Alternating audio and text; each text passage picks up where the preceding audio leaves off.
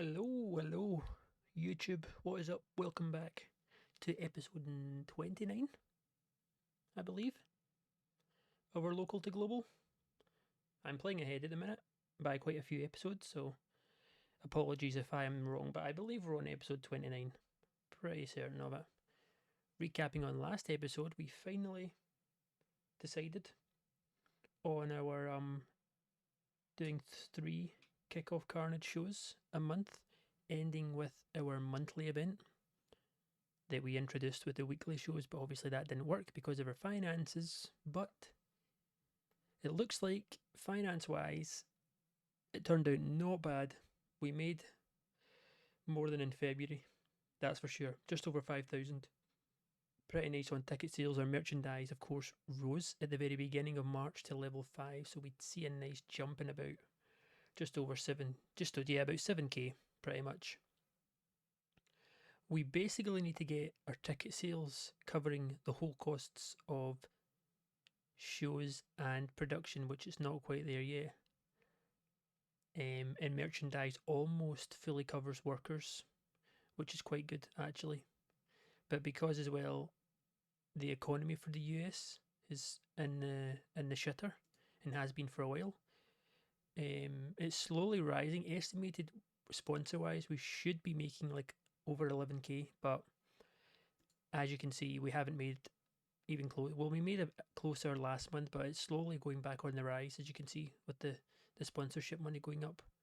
Production revenue, we actually made a lot because I think because Kickoff Carnage is classed as an event, which of course we need to keep an eye on that in case it starts to backfire on us. But we're down to 10k minus, so it's good. Finances are looking decent. This going forward, like I said, this is the plan: 3 Kickoff Carnage in one event until medium size, and it looks like it might work out for us. We just need to keep getting those ticket sales up, which is very good. Anyway, moving on from that, excuse me. Creative wise, we've had some changes. Of course, we have a couple new faces in the promotion from the Crowning Glory Rumble.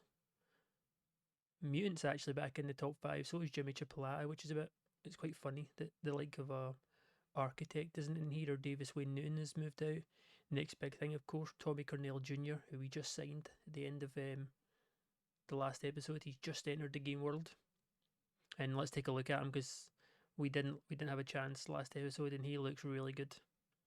Like I said, he is also with SMP, so we need to pay his travel costs because he's based over in the UK, which I mean is fine. I'll take it for these stats. They're absolutely disgusting for 18 years old. Like just everything. He's got like so many good elements to his actual wrestling game. He can brawl, he can be technical, he's flashy. Even aerial's very good. His psychology's already 72. His consistency's a little bit low, but everything else is like solid. Stamina, athleticism, everything. His resilience. And then his performance stats are just stupid. He's already like the best talker on the mic. Or just overall, sorry. 92 star quality, 93 charisma. His pop, he already has pop too, 28 in the UK and in North America. And then he is business mindset, which means he'll be a bit of a pain in the arse when it comes to, he wants to always be booked good, essentially. He actually complained about losing in the Rumble, which I thought was funny. But I think I just kept him strong and it seemed to do the job. He didn't seem to worry, but he will be.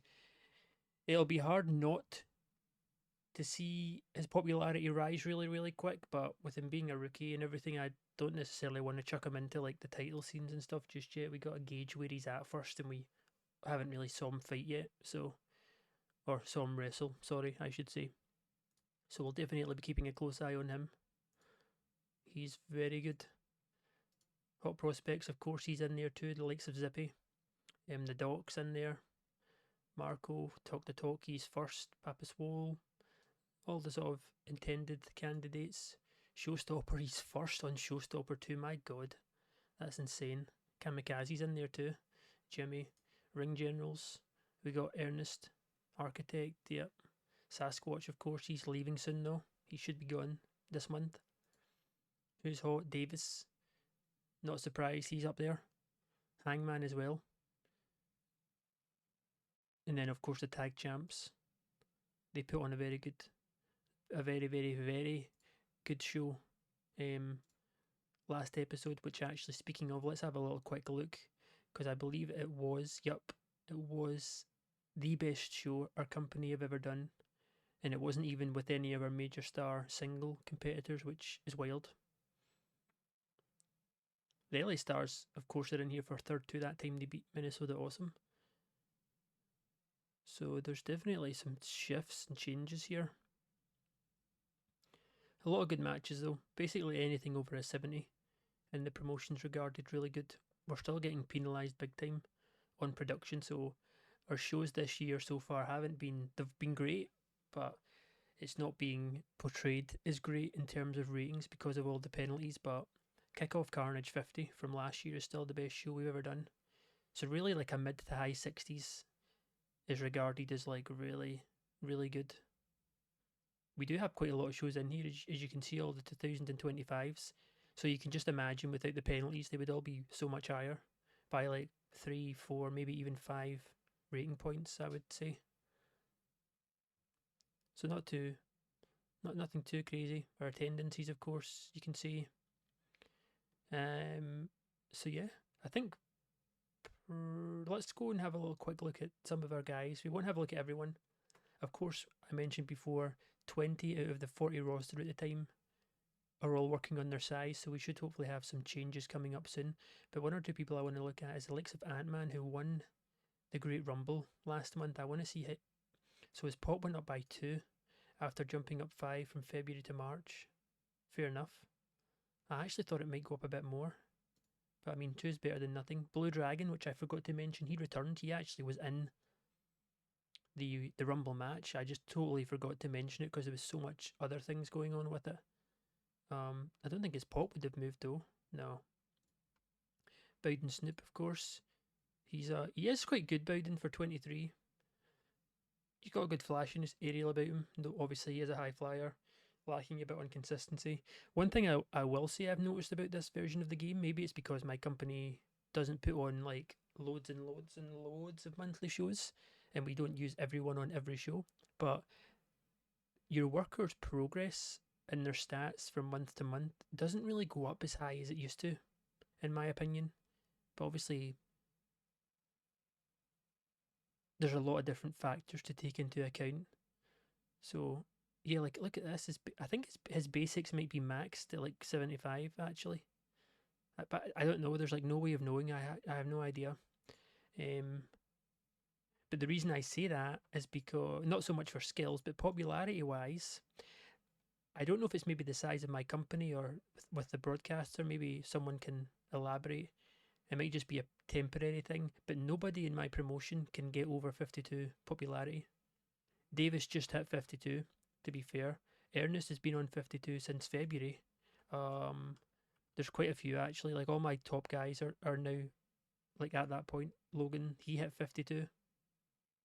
He actually went up 4 points from last month, which is huge, even though he didn't even win the title. That's really good. Good booking, if I do say so myself. Mutant, he jumped up to, he's up to 47 from 41. He went up a lot. Ozzy Goldstein, he's one of the new guys. I'm excited to use him. He is 38, so he's getting on a bit. But he's good. I like Ozzy. I used him on the last edition of TEW, where I'm pretty sure he was much better performance wise. But he is good. He'll be a good worker, and he comes in already with very good pop, which means we can instantly use him in and around the Great Lakes champion title scene. Pappas Wool, the main man himself, he's another one similar on his stats. They're just not going up really. He seems to be capped at 65 brawling, which he's known as like his strongest thing. It's got to the point hardcore's almost caught up, but I don't know why hardcore's going. Oh well, never mind. I was going to say I don't know why hardcore's going up, but I believe GSW, who he's with, I think they do hardcore. But here's what I'm saying: like his psychology seems to be maxed at 71 too. His performance is very slowly going up. That usually doesn't go up fast anyway because we're using him. But he works for more than one company, so he fights a lot. So you should argue he should be going up faster. It should be noticeable, but it's just not. Even his stamina is not moved in a year. Like, yeah, I'm not really sure. Maybe I'll have to maybe look into it a bit more. I'm trying not to worry about it just now, but we'll see. Sasquatch, of course, he's leaving. We won't really need to, because of his injury. Who else can we look at here? Tennessee William. He went up 3 points, the champ. Okay, nice. Architects on 51. Um, it does seem like in other regions they don't go past 52 either. Maybe it's like a thing. Maybe it's capped at 52 pop for small size if you're in a small size company. Because even the historian with Mid Atlantic Wrestling, he's capped at 52. Maybe it is. Maybe we have to go up in size for their pop to rise more. It's interesting to note though. But as for checking on people, that's pretty much it. Maybe the Doc, because he was on a good run last month for his. Oh, he only went up one for his bid for the title. Wasn't really a crazy run.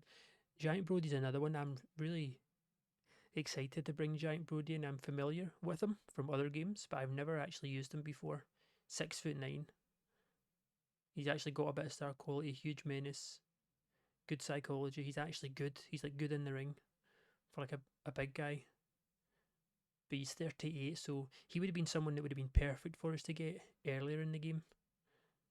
You know, when he was like 36, 35, he probably comes in at, but he is based in Japan, so we'll have to pay his travel costs, and he's like fairly well known in Japan, so he wasn't cheap. He also fights it with the Puerto Rican company, so yeah, it's worth knowing. But yeah, we got like a Hangman, he's jumping up.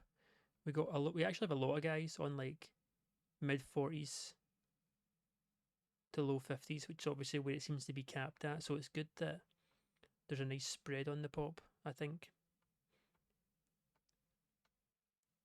Yeah, I think so. We'll just need to.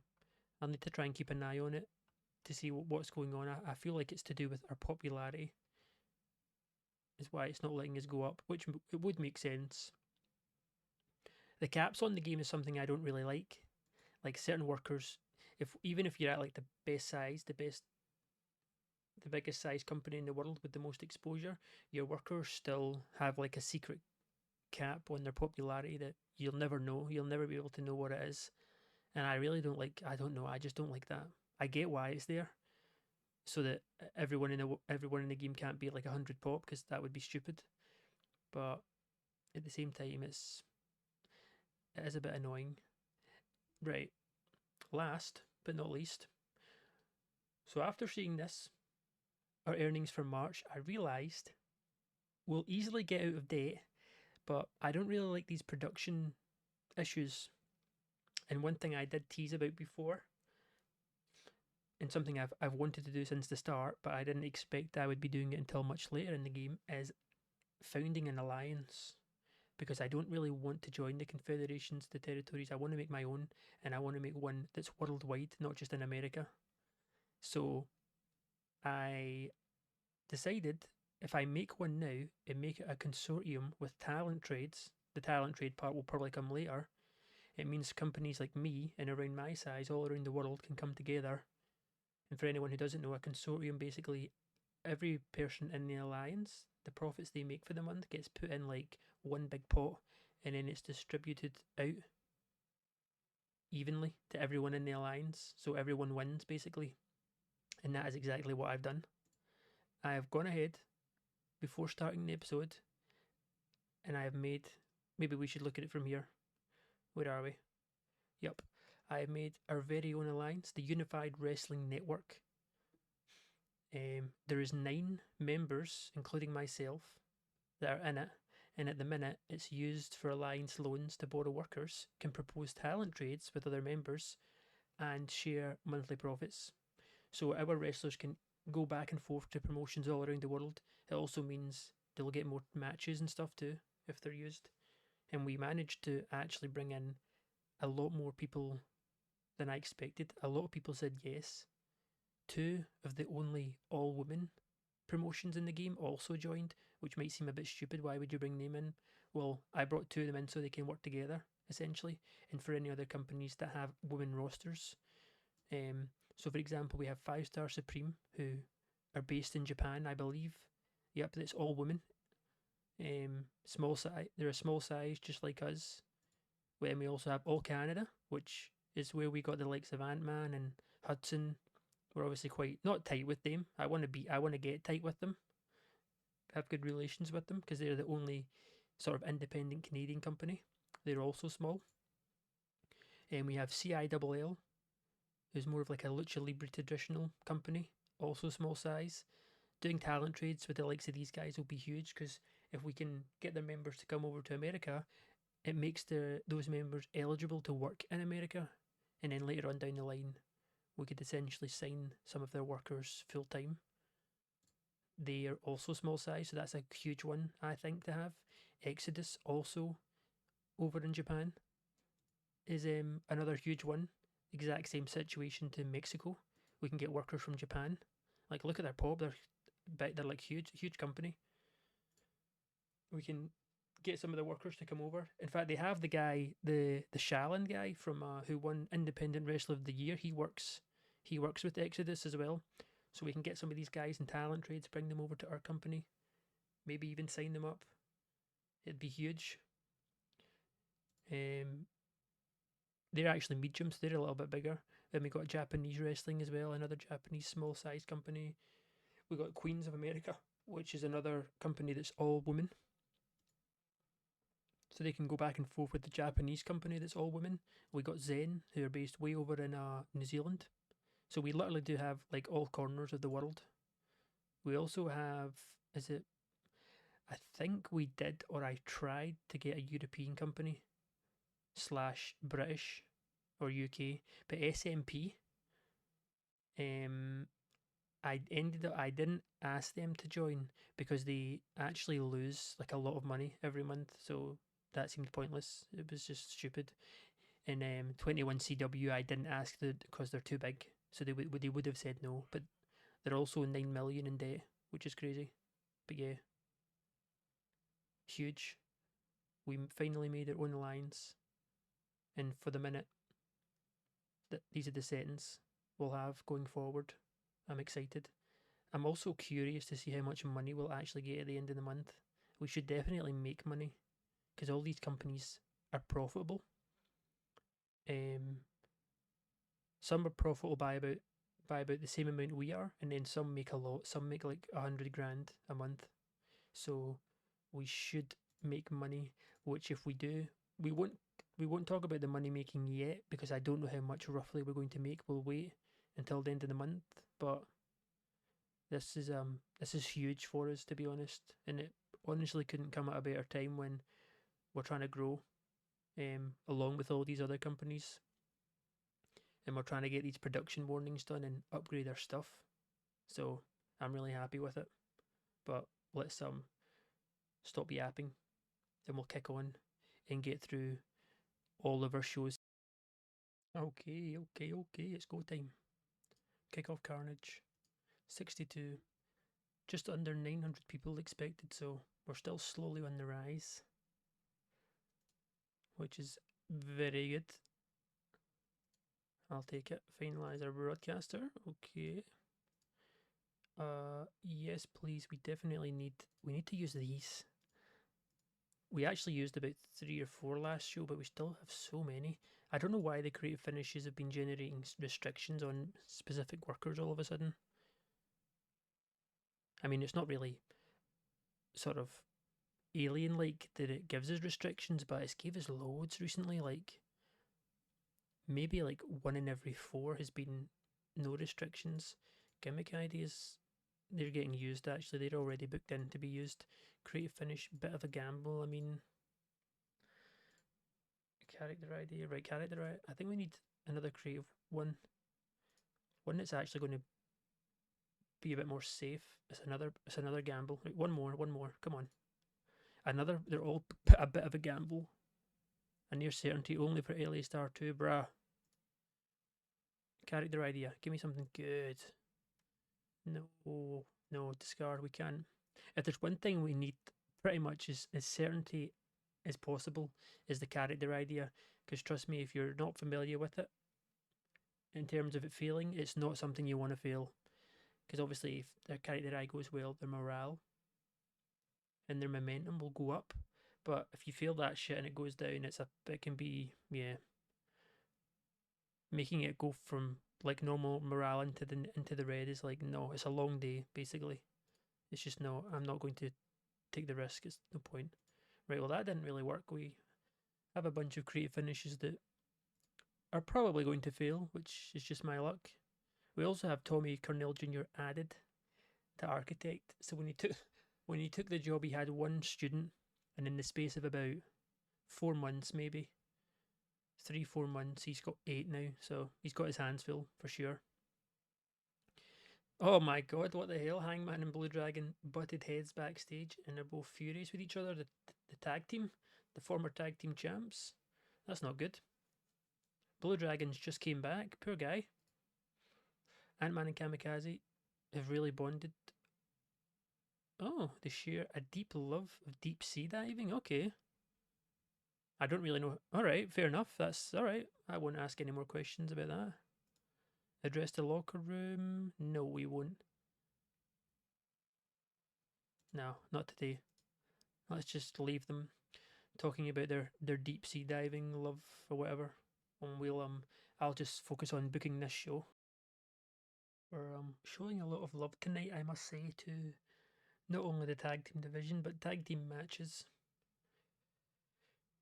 We know they're kind of our cheat code right now when it comes to show ratings, but we have a bit of a reunion. Of course, Blue Dragon returned at the Rumble, and we have Papa Swole greeting him backstage as the show starts in front of 915 people, by the way. Good to know. Very good numbers. You know, they're kind of embracing, hugging it out. And then Blue Dragon basically says, while you've been gone, you know, Hangman started getting a little weird. He's becoming almost a little bit obsessive over the architect. So much so to the point he's getting involved in his matches and stuff now. It's not quite like him, you know. We obviously all share the same sort of hatred for architect, but we got to move forward and put those things behind us. And you know, Blue Dragon's like, it's fine. I'll talk to him. I've got his. Well, I'll have his back. You know, we're even in action tonight. So maybe now that I'm back, he'll sort of be more focused on getting those tag team division titles back, just like I am. And they both kind of, yeah, you know, they agree, dab it up. And we actually have a slight change coming here for the Blue Dragon. His gimmick's pretty stinky with adequate. So I've gave him pretty much the same kind of gimmick, but I did put a change on it. Oh no, that can't be good. I did try and make it fairly safe rather than creative, so there's less pros and cons. So maybe, even though it's failed, it's not guaranteed to be bad. Maybe. Okay, yeah. Oh my god, it was making it safe made it so good. We also have Remy changing this episode, and I think he had the same sort of structure. Just old school face. Very good rating though, that's okay. I'll need to keep that in mind. Because I don't really care much right now for creative or unique. The more creative and unique a gimmick is, the higher a risk it'll be worse. But the more higher as well that it gets, like, I guess, good or bad cons, you know, which can obviously really buff it. But I just don't want them to have anything less than adequate or below please game. And this is a good start. Smash it. Good start to the show. 55 angle, gets the crowd hotter. And Blue Dragon returns with a new but old gimmick, which the fans are going to perceive it much better. So that's a huge dub, to be honest. Moving into our first match, more of a warm-up match, keeping momentum strong for Marco. He cheats against Zippy to get the job done, but nonetheless, he does get the job done. 48 rating. Marco takes the win, gets the crowd hotter. As we then move into one of our new faces,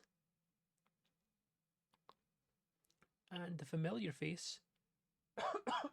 My bad, I'm dying over here.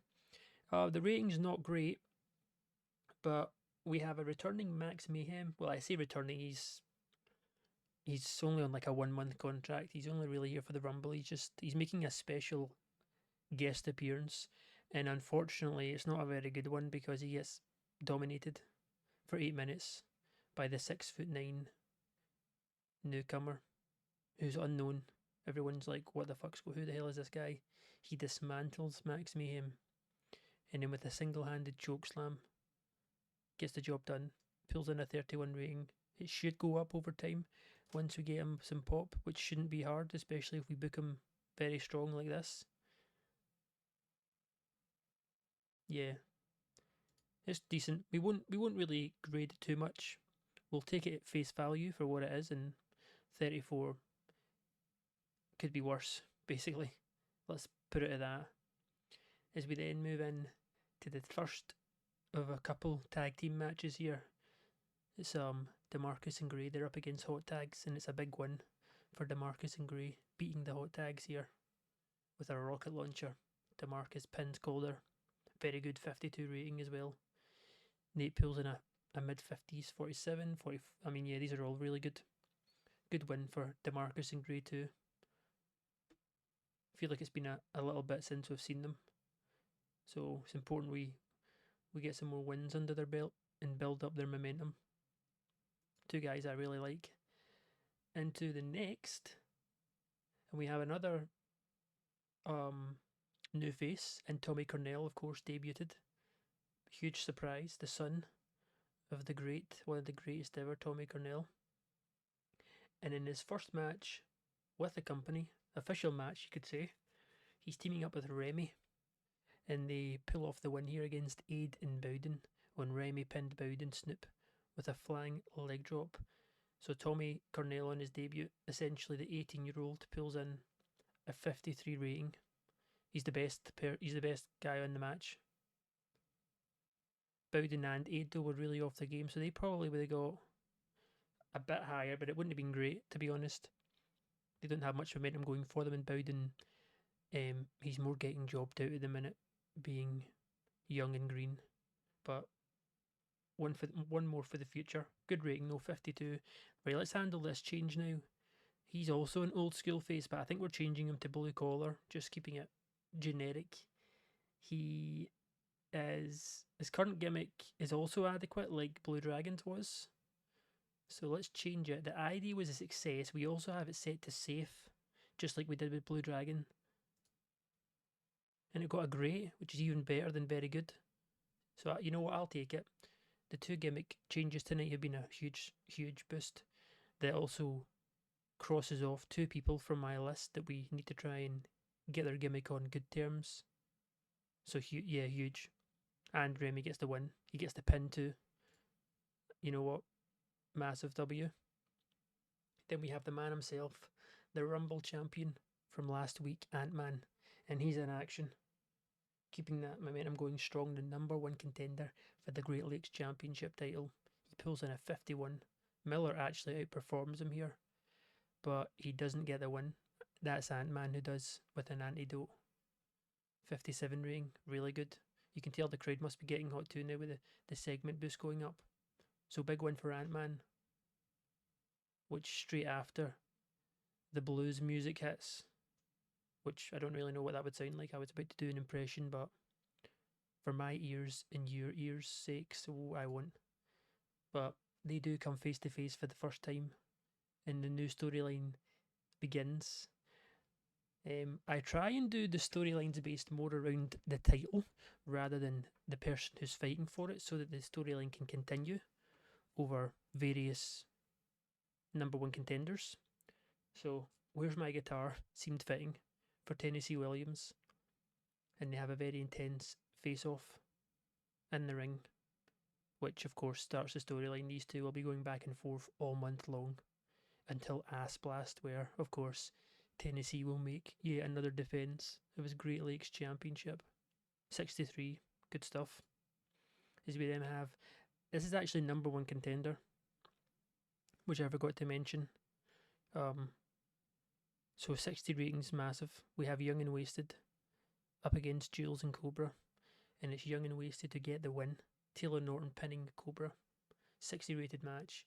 Taylor pulls in a 61.56 for Bray. And then we have Jules and Cobra, slightly lagging behind, but they're a solid tag team, to be honest.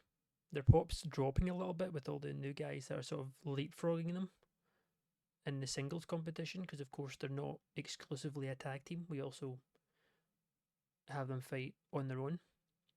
And it's hurt their popularity recently, but they're still pulling in good ratings.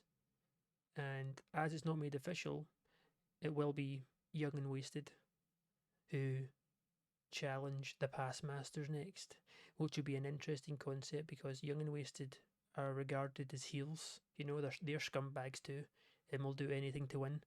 So it'll be interesting to see them fight against the past masters, who, of course, with Blueprint, we know they do anything they can to win. So it's a huge opportunity for the young tag team here, which I'm excited. That'll be a good feud. Then we move into a 54 with, of course, Hangman. He's back. He's teaming up with his bro. And they get the win here against Grim and Graham.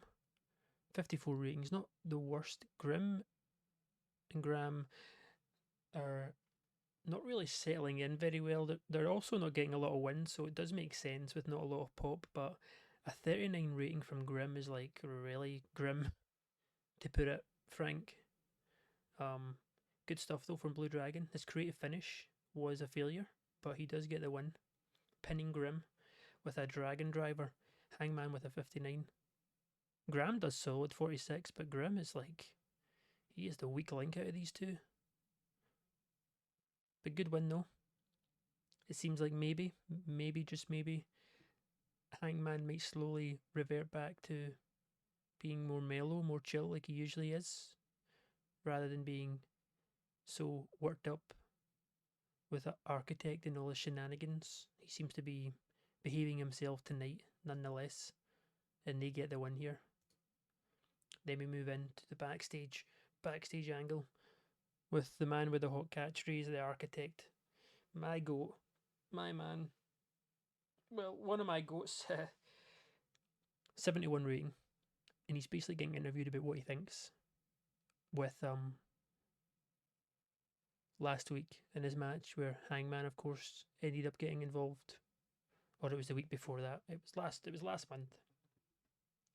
And he's basically just going, he doesn't really say anything specific that we need to know. He's just basically going over the facts.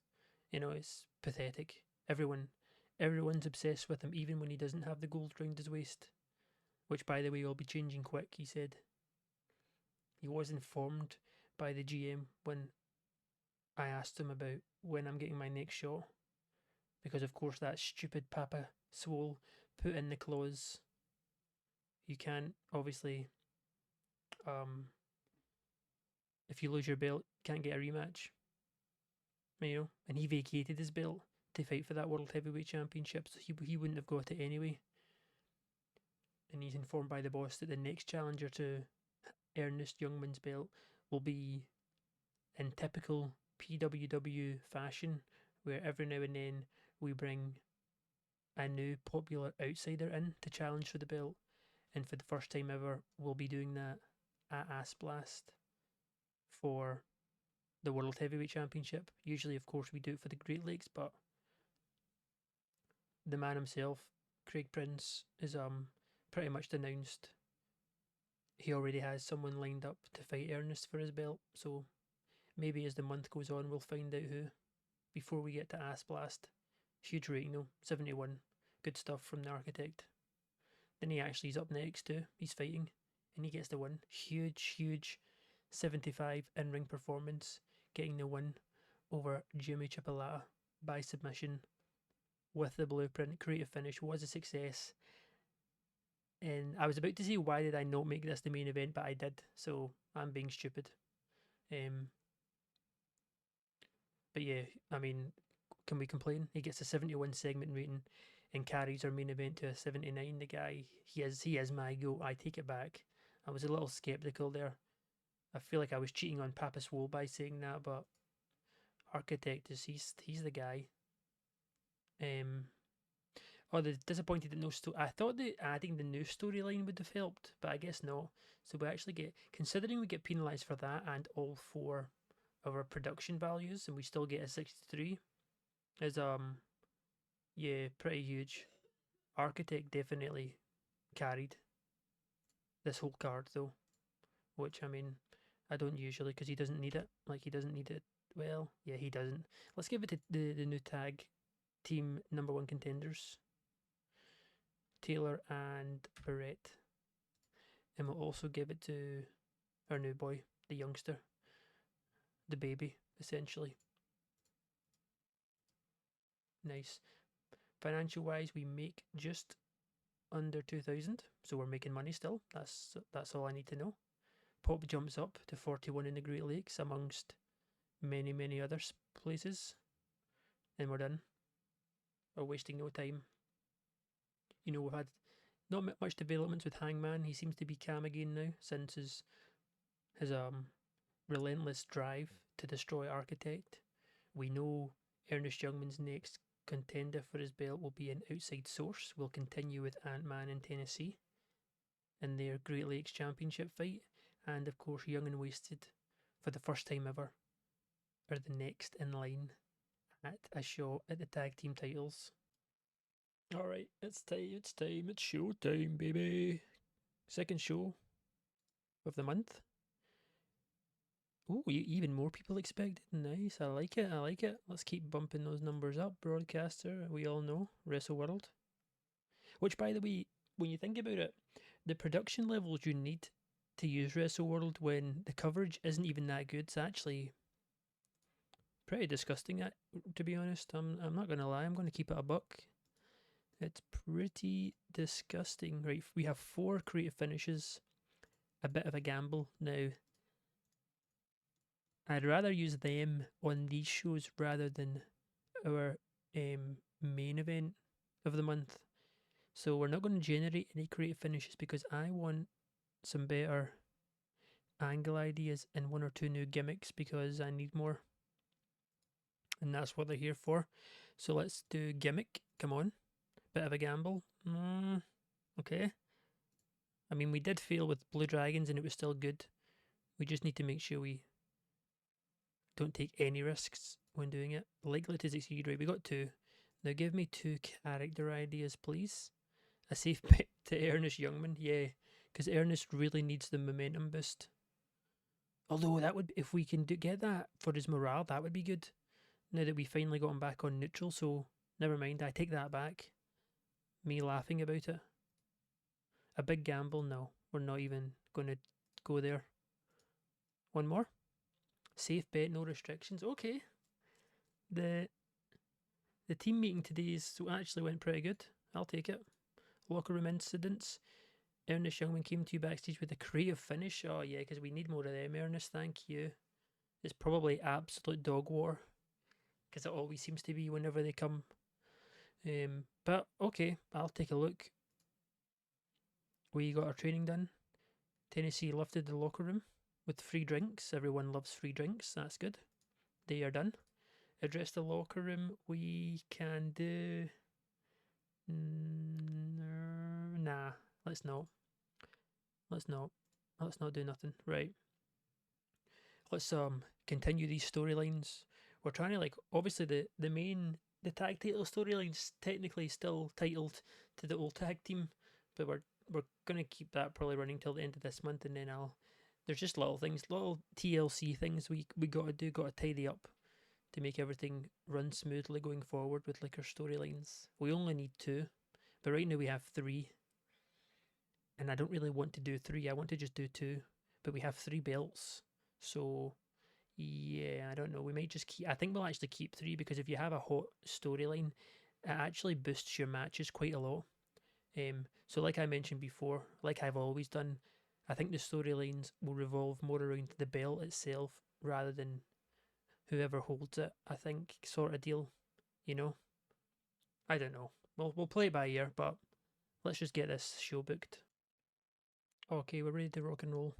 Again, though, I've had to I could have potentially put more matches on the card which is arguably what I should have done because we have a lot of guys to use, but it's just a worker cost right now. I'm trying not to go too overboard for this month in particular and just do it as normal because I don't know yet how much money the alliance, if any, will actually make us. So we'll see. 983 people though, huge.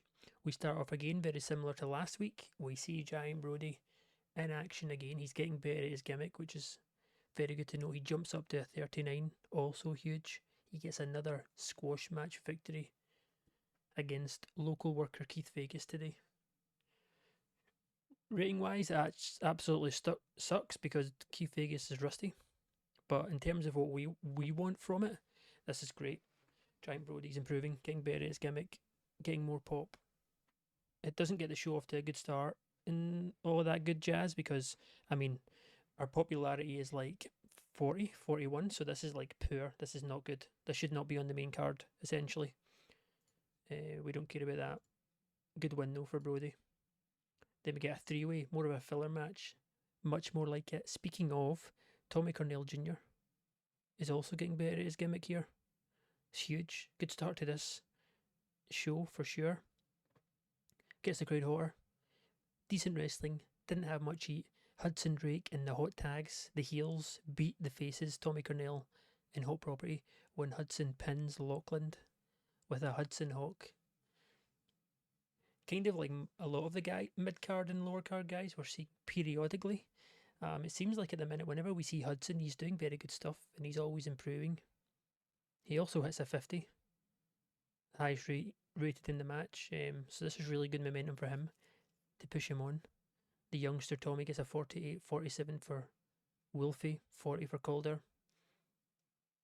So this is good. They're obviously fresh off their defeat to Tyrone and DeMarcus, so good match though, gets the crowd hotter. Hudson still has his hot new move, gets the win here. 50 rated, 3-on-3. Moving into, we still have Max. We have him for the month. Poor Max. He left with hardly any pop and he built it up on the independent scene and he's coming back for a month essentially just to job out, which he doesn't really do in other promotions. It's just in ours. Poor guy. But it's Kamikaze today who gets the win over him with the reverse 350-degree splash, which would be very satisfying to see in real life. Good finisher, actually. 42 for Kamikaze. People like Kamikaze and Hudson can get just as good as Ant-Man, which is exciting. They're just obviously not being pushed as hard at the minute, but I do plan on obviously making good workers out of them because they can definitely do the job. Gets the crowd hotter, 43 rating, good win for Kamikaze. Then we have Tennessee Williams coming down to the ring. He's in action tonight after, of course, we got to watch Ant-Man fight last week. Now it's essentially Tennessee's turn to show us what he can do. He comes down to the ring. It's more of just a elaborate long entrance with his guitar. He's sort of stringing it along, playing a little song. Just a very dramatic entrance, you could say. 45 rating. Not great, but at this moment in time, it's good enough. Very poor when improvising. Maybe something to keep in mind. I feel like he doesn't always fail on improvising, but I think I might need to take a note, honestly. I might start making like a little part of my spreadsheet, and every single time someone fails on improvising, I'm going to like mark it down and do like a points tally or something, because there's no way to know. There's like no way for me to remember everyone, because we try so hard to do angles with a lot of workers so they improve, obviously. But there's no way for me to keep a tally on who keeps failing and who doesn't. But anyway, the match itself does much better. 65 against the better Remy. I say better in the sense he now has a new gimmick with a very good rating. Pulls in a 53. Great wrestling, decent reaction. It's the champion Tennessee showing off his skills with Ant-Man somewhere in the back. Definitely watching on. Devil's Crossroad finish. 62 rating for the champ. 65 match rating. Definitely made up for the rather lackluster segment. Then we have a new face here in action. Papa Swole, of course, introduced us all to Ant-Man when he made his debut, coming over from ACPW, and he's doing the same thing again tonight, this time with Ozzy Goldstein, who is actually known though, whereas Ant-Man wasn't. He's not completely unknown in these parts, Ozzy. And we get a 72 rating, which is massive. Papa Swole also had the creative finish, which was a success, which obviously with that note means he did in fact get the win. He beats Ozzy on his debut with the Boom Shakalaka.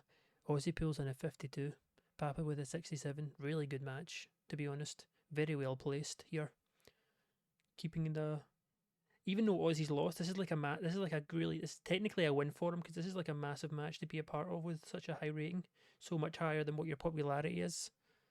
But it's a win for Papa. Then we have Ernest, the champion. The first time we're seeing him this month. And he essentially comes down to the ring. And he sits down next to the announcers and gets on the mic and basically says, I'm out here because next up in action is my mystery number one contender. Which basically, I've been told by the boss, in celebration of our new alliance that's been founded, someone from Mexico is flying all the way to America to challenge me for my belt, and we're seeing them in action tonight so that I can...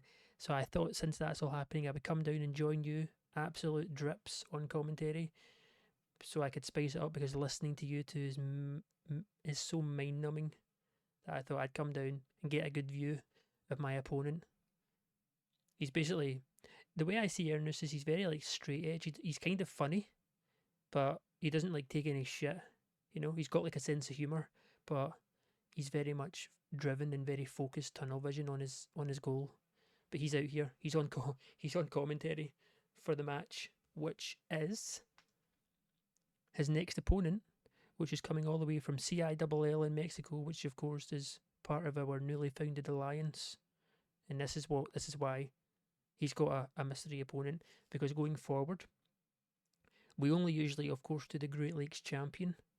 They get like mystery opponents from other promotions, and going forward, this won't happen for the Great Lakes. No, sorry, for the heavyweight championship. It's just this once. To celebrate our alliance. The match itself does okay. 63 rating, and we do have it here. Tiger. I want to just call him Tiger Jr. because I have no idea how to pronounce his like middle name. I believe he's a second generational talent too, very over in Mexico and in the US. He actually fights with a US promotion. I think it's CZCW, who outside the big three are definitely the biggest. So he's got pop. He's very much over, very well respected, very experienced, and he comes out and wins on his debut. He beats Jules Knight, and throughout the match, we essentially just have Ernest. Ernest can't believe what's going on. He's like, there's no way I'm fighting a tiger. What in the absolute horseshit is this? Like, what the hell is going on? Is this some kind of joke? So he's basically just ripping it out of him pretty much the whole time. He only gets an adequate, which is not great, but we'll maybe only probably see him this month depending on how he does. But yeah, large penalty psychology is not great. Right, okay. Good debut though, considering it's his first match. We'll definitely try to get him in action again before his title match against Ernest, 62 rated. But then afterwards, the poor guy, Ernest, jumps in the ring and ambushes him. Essentially, more of a mental game, getting one over him. He beats him up. Nothing crazy, he doesn't like injure him, he just beats him down and then stands over him with the belt, hanging the belt up high as the fans obviously boo him. And he's shouting at him and pointing at his belt, you will never get this, la la la la. He doesn't say that to him, but you get the point. 52 segment rating. Our segment ratings are not really hitting tonight, if I'm being honest. They're just about doing the job in terms of beating our pop. But that's something that does hit tonight is our main event. When in need, Colin Davis, Wayne Newton, that's all I'll say. As well as Architect. We can't forget about the main man, Architect. But a creative finish was a success. Mutant, which I feel like Mutant's had a hot new move since the very beginning of the save. Jesus Christ. But huge. 77. As we know, our best ever match is 79, so this must be top 5. And it doesn't have Architect in it, which is like, what? It's like shocking. But yeah, huge. Davis Wayne Newton gets the win over Mutant with a submission. Two very good guys. Mutant's in like a weird spot because he's not quite a mid-carder, but he's like also not quite a main eventer. He's like in the middle, where if he fought most of the guys in the mid-card, he's going to beat them in terms of like pop and match rating. But against almost all the main eventers, he's lower than them all. So we're in like a weird phase with Mutant right now. Good worker though, I'm not going to complain. He always does a very good job. 77, huge ending to the show, pulling a 64. And obviously, we did advance. Most of the show was revolving around our main event title. We didn't really see much, if any, of the tag team champs, but 64 rating to end the show. We will address the locker room with, I think Davis is a good shout. You know who else actually? Papa Swole. He did good in his match, really good. And you know what? We'll give it to Aussie, because it's not, even though he was against Papa Swole. It's not every day someone debuts with like a 73 odd rating, 72. Make speech. All are pleased financially. We make 3.5k popularity. We rise, but not actually in size for the Great Lakes. We might go up 2 again. That would be huge if we can do that. But we do improve. And then we're done. So we got one more show to go until we get to Ass Blast. So let's crack on. Okay. It's technically the go home show here before we get into Ass Blast. 988 fans expected. Booking team, what do we actually have here? Some risky creative finishes. Okay.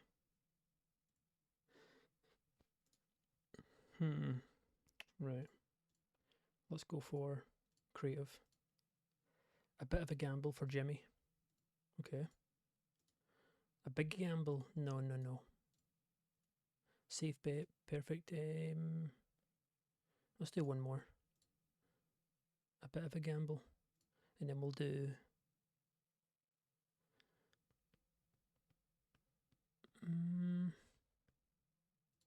character. Big gamble. No thanks. Okay. The story and Marvin get on particularly badly during the meeting. There's a lot of arguments and tension. Uh-oh. Usually all those pop-ups are positive. I think that's the first negative one we've ever gotten.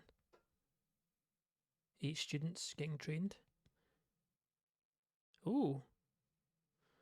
Tommy Cornell has started acting differently as a result of spending too much time with Ernest Youngman. Okay.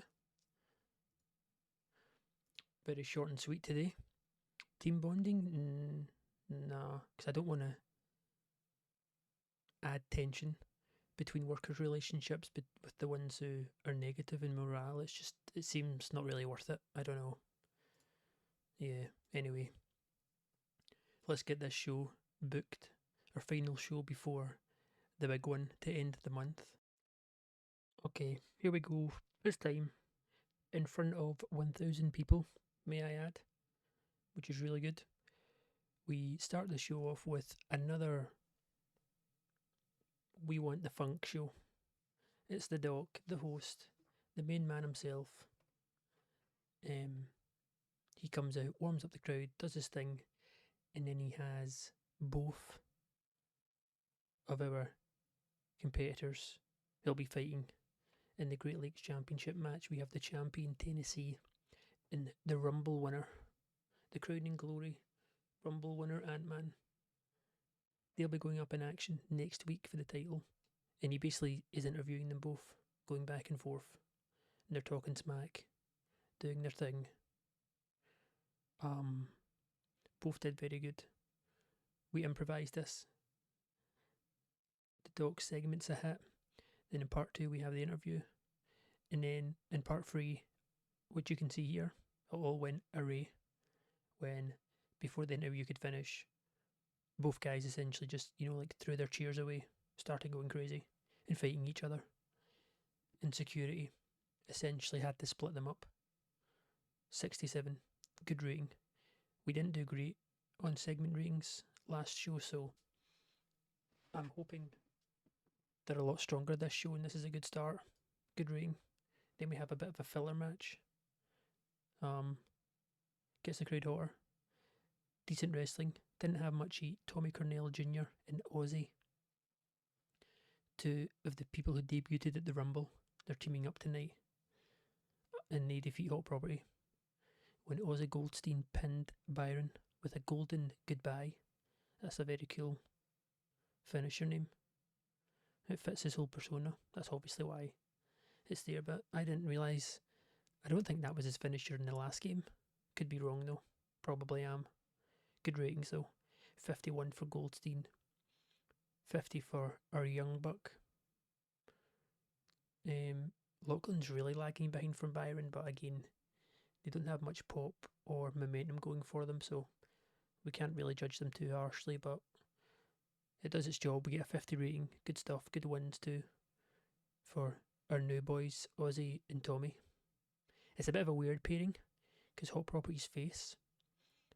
Tommy Cornell's a face, but Ozzy's a heel. But again, we're not going to think too deep into it, as our guys more have gimmicks, rather than the face and heel divide, which we have it set on loosely. So if you guys have picked up on it, don't pay too much attention to it. Just rate them more on their sort of gimmicks and how we portray them. Good match though. And we actually have Max again. This is the very last day of his contract, so he's definitely going. After this, he's served as well. He came back, made his appearance at the Rumble, and he's gotten 3 guys more over. So, we salute Max. He's an honorary soldier for sure. We won't forget his work in his second stint at the promotion. And we pull this to a 51 rating, 49 for Hudson, who gets the win with the Hudson Hawk. Still got a hot move. Commentary and stuff gives it a boost, which it usually always does for these, like the first half of the matches. Then we have what? This was supposed to be a promo for Hudson, just to see where he's at, but for some reason I've accidentally added Aiden, who's the very first name on the roster on the menu, so I must have clicked him and added him by mistake and not noticed, which is pretty funny, but we'll just pretend he's not there. But now I don't know the rating because Aid's on it, which is a bit annoying. But the performance of Hudson was good. I'm pretty sure I scripted this too. That was the whole point. We'll need to revisit this. 43 is pretty decent though for where Hudson's at. Then we have the number 1 contender. He's in action again tonight. He's came north. He's flew up from Mexico. He's of course going to be fighting Ernest Youngman, and he gets a pretty good win against Marco Gonzalez, who's on really good momentum. 58 rating. He gets a 57. Hopefully this goes up a little bit, otherwise our world heavyweight match is in a bit of jeopardy. Solid ratings though. Marco gets a 44. Pretty good stuff. 58. Keep his momentum strong. Into a 64. And it's the men themselves. We haven't really seen much of them this month. The tag champs, the past masters. And they pull in a 64. Sandman gets a 62. 59 for Historian. Oh, Tyron with a 53. We don't actually really have DeMarcus and Gray over yet. Not really. They're still definitely below the par, but these ratings are really positive. And of course, they do cheat, as they usually do. The past masters get the win when Historian pins Nate with a handful of tights, and then afterwards we have them cut a promo with their boss, of course, the Architect. He's at ringside. He jumps in the ring, and they basically just start bad mouthing the number one contenders, Young and Wasted. You know, Architect's doing most of the talking, which is the reason, more or less the reason, this has got a 70. I probably should have had them on a non-speaking role and only had Architect speak here. But yeah, he's essentially just bad mouthing them, saying, you guys are even lucky to be in this position. You know, you're blessed to share the ring with members of the Blueprint. And if you think for 1 minute those titles are leaving our HQ, then you guys are just as stupid as you look. 70 rating though, huge. As expected. Architect's always coming in with the greens, to be honest. Then we got Jimmy, with a rare win these days for him. More so we could use his creative finish. He pulls in a 57, 60 segment rating in 12 minutes. Gets the win over Josh Jacobs. Pretty routine win. Keeping him strong. Kind of got some ideas in mind for Jimmy because he is good and he's very young. He's only 25 and he's obviously over, coming from USPW. He's just lacking that oomph. He's like actually okay on the mic. It's just like I think it's his star quality and stuff. Although I believe Jimmy is one of the people who agreed to working on their body shape. So once that's done, it might help a little bit with star quality and whatnot. But I do actually like him, even though he's losing a lot, let's say.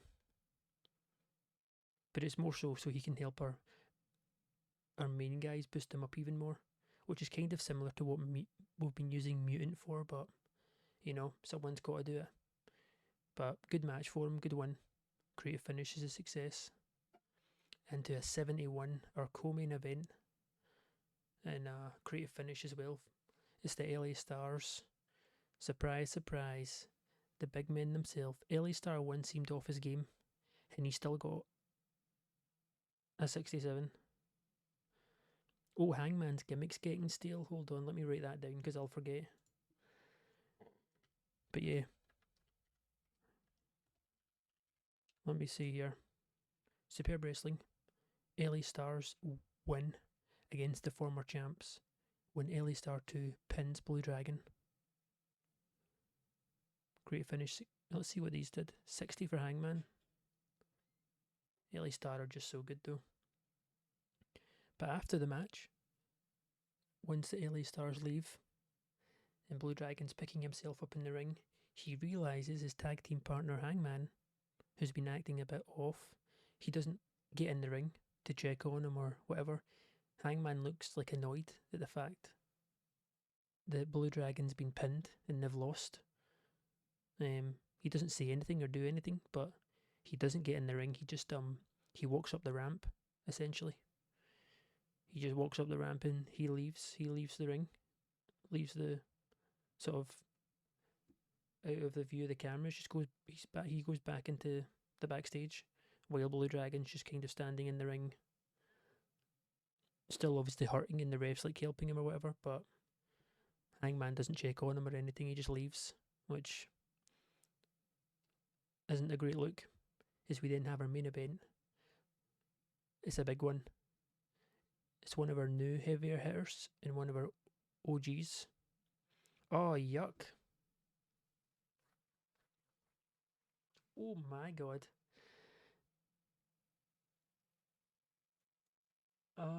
Yeah. Definitely the worst main event we've had in a long time. Even with the failed creative finish, my god. 58, really? 62 from Papa, 60 from Logan. And we have a very dominant, to be honest, it's a very dominant one here for Papa Swole against Logan, who in their last few affairs has gotten the upper hand over Papa. But this could be a really good one for Papa to build back his momentum and finally make his charge back into that sort of number one contender scene. But as for this, let's never. We're just going to move on. We're not going to talk about it. We're not going to mention it. We get a 56, which is still good. Um. Okay. It's a bit of a lower than maybe expected for our last show. As before we get into Ass Blast, who do we even give this to? Honestly, I don't really think anyone's standing out. Hangman pulled in a 60. That's give it to you. Um,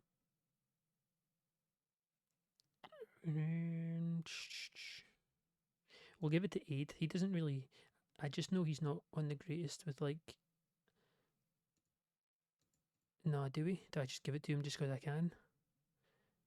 Sure, why not? I can't think of anyone to give it to, so it's better than not giving it to anyone. I might as well give it to someone. Um, honestly, the ref can have it. Why not? Mix it up. Can't think of anyone really. That was a bit of a not really lackluster, but the main event doing so poorly definitely took a massive chunk out of the momentum of the show. But 10,000 tickets sold. We make over 3,500 in profit. So that's all good. Popularity recap. We raise it a little bit, mostly in Canada. It looks like our cap is capped for the month, but we'll advance ahead to our April event, I believe. Which, yeah, Ass Blast, I'm pretty sure it is.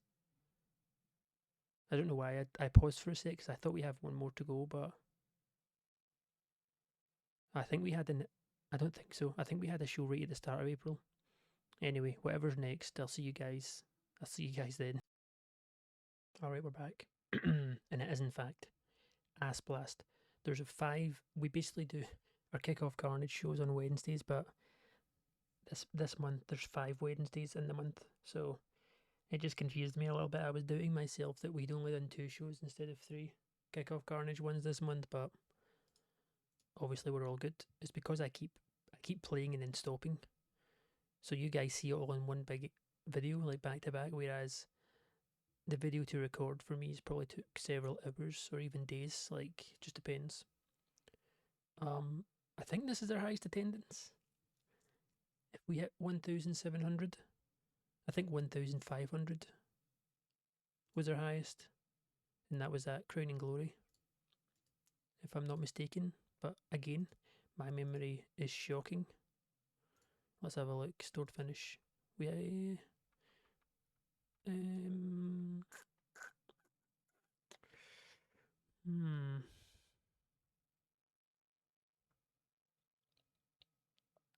try get. Nah, this works actually. Let's spend it on. Try get another character idea. In fact, you know what? I want another gimmick. Oh god, no, not a big gamble. Likely to succeed. Sure. One more. Okay, nice. Character. Come on. Oh, beautiful. 3 in a row. I'll take it.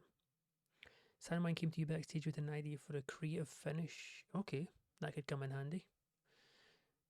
For someone like Sandman. Zippy gave the locker room a lift with free drinks. Clark Smallbone also. Keep everyone in a good mood. Hilarious road stories. Okay, okay. Address. Oh, we can inspire. You know what? I'm going to do it. No, am I? Because if I do it this month, then I can't do it next month. And next month is Belly of the Beast, which is kind of like an elimination chamber. But the idea is it's a fatal 4-way for the World Heavyweight Championship, essentially. That's like the main event. It's more like a steel cage emphasis. Probably there'll be like more than one match, sort of steel cage inspired in some way or another. I think maybe using it for that would be better. So let's say no, and do. let's just do team bonding and see where we're at with it. So we served and created new tensions with Logan and Papa, and with Davis, Wayne, Newton, and Logan. Sorry. Oh, who else? And the Architect. 3 of the main eventers. He's okay. Good. That's amazing. Not. Jeez Louise. We start the show. Do you like the render, by the way? Our ass blast render. The guy. I don't want to be that guy, but he's got a nice set of buns on him, if you know what I'm saying. Anyway, quickly moving on from that, we 1,700 people in the Great Lakes. Everyone's asses are definitely firmly out of their seats. Everyone's going crazy. Papa Swole starts the show, comes down to the ring, and he's essentially just glazing the promotion. He's so proud how quick it's growing. All the our new agreement, we could say, of beginning the unified alliances. I don't actually remember my alliance name. That's bad. Basically, he's glazing. You know, it's the founding member, one of the founding members of a worldwide alliance, giving scope to workers all around the world. Blah blah blah, and then to celebrate tonight in front of all you people. You know, we know our Papa's a big believer on pushing the promotion, as he always tries to do. And he essentially issues an open challenge for anyone who wants to come out and prove themselves. And then, surprise, surprise, the first time we're seeing Tommy on the mic as well. It's his first promo, which pulls in a 68, but it is the youngster, which might seem very bold, but as his music hits, Papa kind of just laughs and like he has a little smirk on his face, you know. The young guy is hungry, the young buck, you could say. And it's Tommy Cornell who answers the challenge.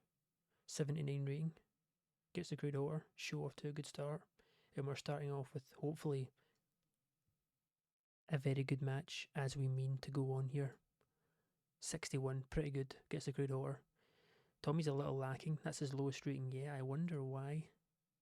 Did he get penalised? Did he get penalised for inexperience? Was he inconsistent? Yeah. Maybe he's just having one of those matches. We'll probably see that for a while, which is fine.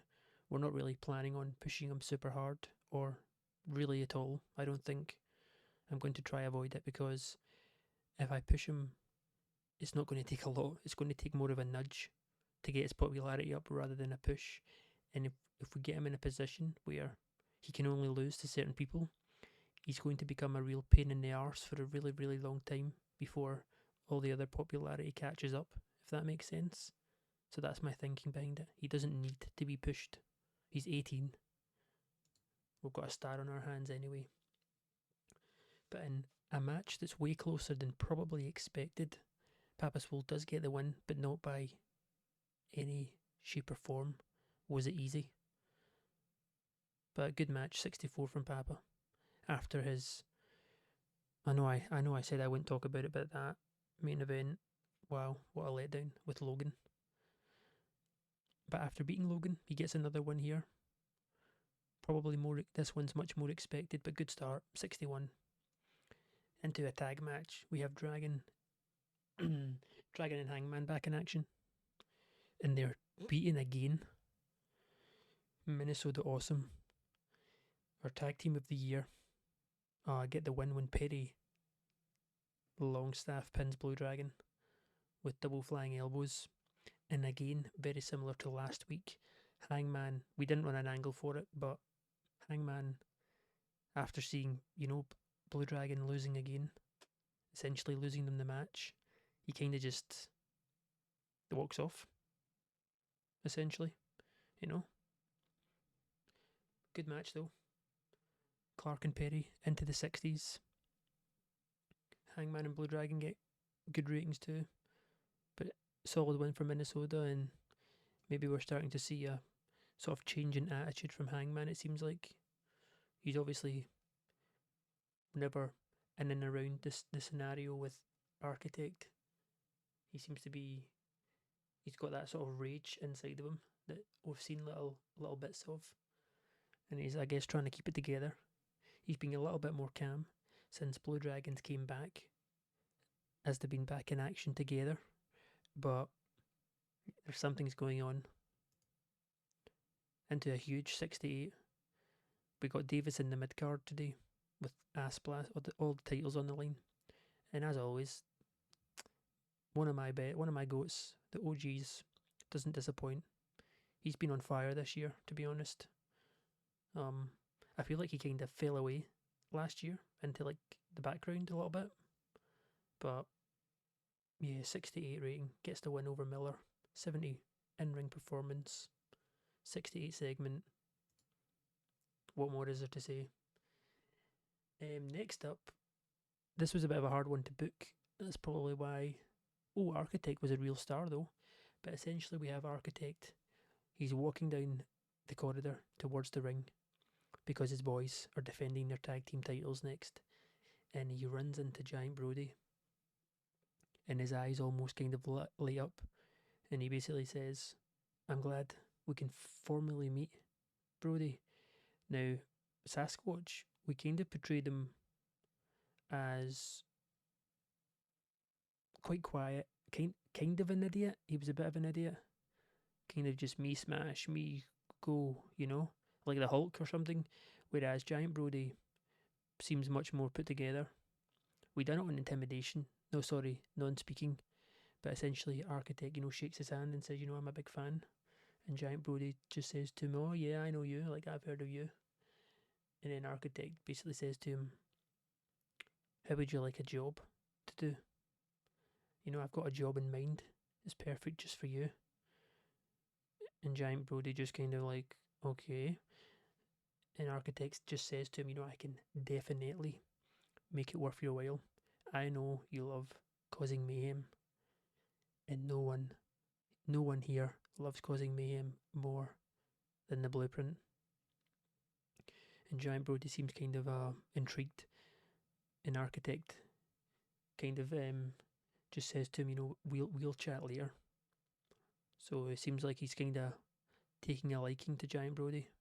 I wonder why. So we'll see how that progresses. I wonder what task he's got in mind for him.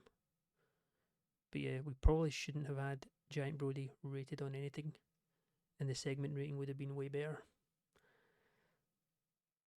We didn't get the bonus for Architect's hot catchphrase. We must only get it when he's cutting a promo. Yeah, it must be. Makes sense. Anyway, as I said, Architect's on his way to the ring to essentially oversee the past masters defend their belt against the Young and Wasted. And we get a 63. Good wrestling. Great wrestling, sorry. Decent reaction. The past masters successfully defend against Young and Wasted when Brett Kyle was disqualified while fighting Sandman Winks. That's not what happened. Essentially, it's like a cheating to win, but they didn't get disqualified. Just ignore that. It's a cheap win, though. Past masters, as always, they basically just do. They use the ropes as leverage, essentially. Brett Kyle was the weak link. Let me have a look at the ratings here. Oh yeah, 360s, then down to a 51. This would, if the great finish was a success here, this would have been high 60s. I also forgot, again, I've just realised, to end that fucking storyline. Oh my god. Anyway, great finish. Sadly, didn't work, but 63 rating. Very good. Defence number 2 for the past masters. Last month, I actually said I was surprised they only had one successful defence, but it's because the first month they won the belt, or the month they won it, I should say, they didn't actually defend it the next month. I think they were rolled up in something with Architect. I can't remember. But yeah, anyway, defence number 2. As always, anything to win for the past masters. Good ratings too. Really good. Taylor Norton with a 64. Then up next, it's Great Lakes Championship time. The crowning glory winner, makes his entrance. And as we still don't know, and it is guaranteed, the Crown and Glory winner of the Rumble not only, of course, fights at Ass Blast for the Great Lakes Championship, but they pick the stipulation of the match, which Ant-Man still has not told anyone. And he basically gets on the mic and he's announcing it right now before the match because he didn't want to give Tennessee any time to get ready for it. And he announces something he's good at, of course, something that works to his strength, and he doesn't necessarily care if it works to Tennessee's strength. Because Ant-Man, of course, he's strong. He's a strong guy. He might not look it, but he can pick anyone up. He's got the power. Which is kind of a play on words for his name, of course. But it's going to be a tables match against Tennessee. He's going to be picking him up with ease and just slamming him around the ring. The first table that comes in sight, you're getting snapped in half, basically. And in the match itself, we get a 57, another creative finish fail. 2 from 2 on our title fights. And it's a wild brawl. Both of these guys are very good at brawling. It seems, maybe not though, maybe they're not good at brawling because 57, well, I don't know. When it comes to doing a specific match type, I don't really have a lot of experience on the best way to do it. But anyway, we get a 57 rating. Both guys also get 57s, so it's just 57s all around. And Tennessee Williams, though, in a very, very, very close match, he just about sees off Ant-Man when he puts him through the table, making defense number 3. Now, the way I see this one going to, not that there's a specific ending, but Tennessee essentially cheats and uses dirty tactics throughout the whole match. But the ending of the match, he doesn't cheat. It's a clean finish. They're both exhausted. Well, I say exhausted. It's 13 minutes, but they're essentially beaten up and really tired. They've both been really close to getting put through the table.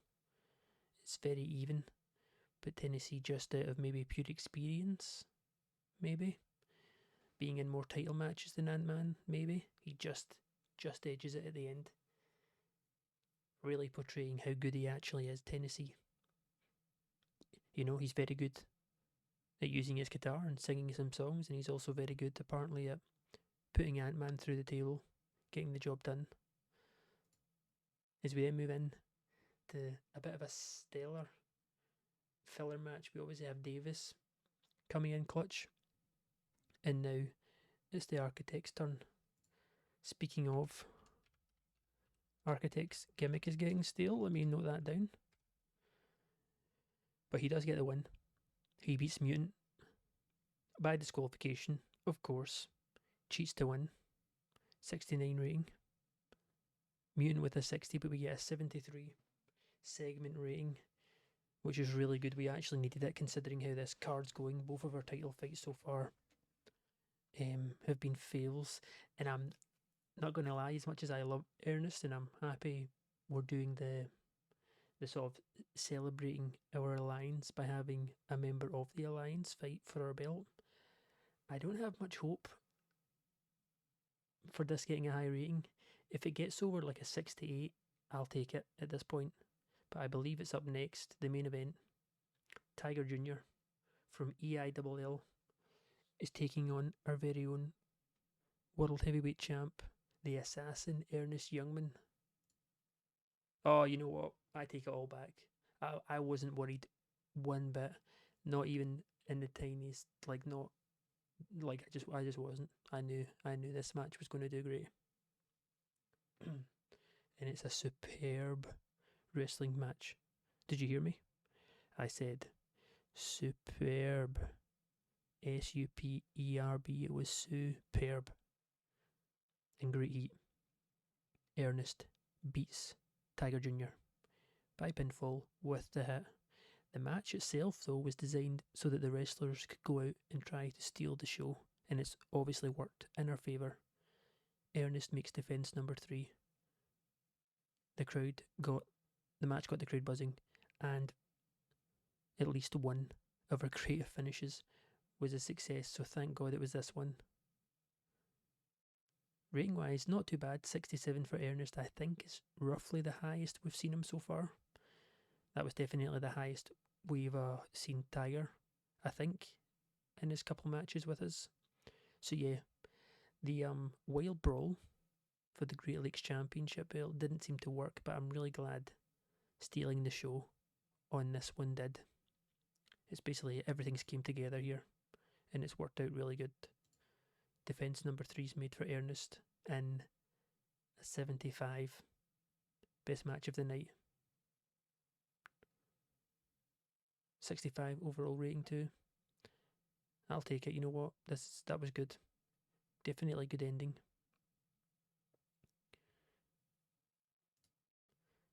As again for the second event in a row as well, none of the titles have changed hands. They are, of course, all very early into their reigns, but that doesn't necessarily save them, of course. We're giving this to the 3 people who essentially took us over the edge on this card, honestly. Davis, Architect, and Ernest. I mean, Ernest did only get like a 67, but, you know, it takes 2 to tango. They can all get praised. Nice. Financially, oh my god. That's got to be the most money we've ever made from one show. 13,500, 17,000 in tickets. Paying it just over 5,500 to the workers. Our merchandise almost covered the whole thing. We will end the episode here, but I am very curious for next episode. I think we'll do that at the start of every episode. We'll go over the month before's finances, and then obviously quickly go over creative for the month, where they think we're at with our workers, and a couple of the guys' popularities that we maybe pushed quite hard the month before, just to gauge where we're at. But yeah, pretty good month. I'm slowly trying to get things in order backstage before we hit medium. So I wanted things to be really organised. You know, everyone to have good gimmicks, good rated gimmicks, everyone to be happy, keep morale good, things like that, and really try and build up a roster. The people right now who essentially can't be on the main show when we hit medium because their pop is too low, I'm trying to build them up so their in-ring performances also go up, get more experience. You know, like we know, it's very known that our roster is young. There's pretty much everyone can still improve. So it's important we use that, but also try and keep on the theme with our titles and keep boosting up our titles, and just, you know, it's all part of enjoying the journey, guys.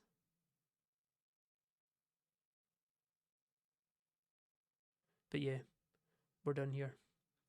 It's been a good month. Next month we have Belly and the Beast, as I mentioned, which is themed around sort of the steel cage elimination chamber-esque, but you'll find out more about that on the next episode. Have a good one, and peace out. Goodbye. Adios. See you in April.